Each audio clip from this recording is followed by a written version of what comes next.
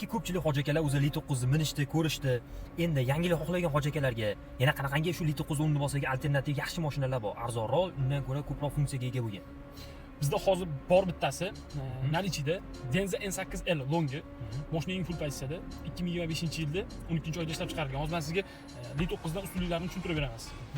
Mashina 2025-yilda 12-oyda ishlab chiqarilgan, без пробег, полный broneplyonka qilingan. Gideta hozir O'zbekistonda qilaman deydigan bo'lsangiz 2,5-3 ming dollarga broneplyonka qildirasiz. Bu narx bo'yicha biz O'zbekistonda bilan xudo xolasa raqobat qilamiz. Eng zo'r narxlarda qilib beraveramiz.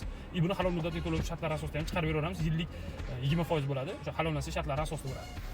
Bu Li9 dan ustunliklari. Buni eng katta ustunliklardan bittasini aytaman. Mashinaning tezligi 0 dan 100 gacha 3.9 sekundda chiqadi. 230 km tokda yuradi. Aralash siklda 1100 plus yuradi. 1100 dan ko'proq yuradi. Arqa baloni qayriladi mashinani. Juda ham aqlli, juda ham ko'p sensorlari bor. Lidar tizimi nimaga nisbatan Li9nikiga nisbatan ancha aqlli ishlaydi. Bunda texnologiyroq. Bu mashina juda ham ishonchli. Nimaga deydigan bo'lsangiz, bu BYD ni premium segmentdagi mashinasi hisoblanadi. BYD qanchalik ishonchli, qanchalik sinovdan o'tib bo'ldi, butun dunyoda sinovdan o'tib bo'ldi.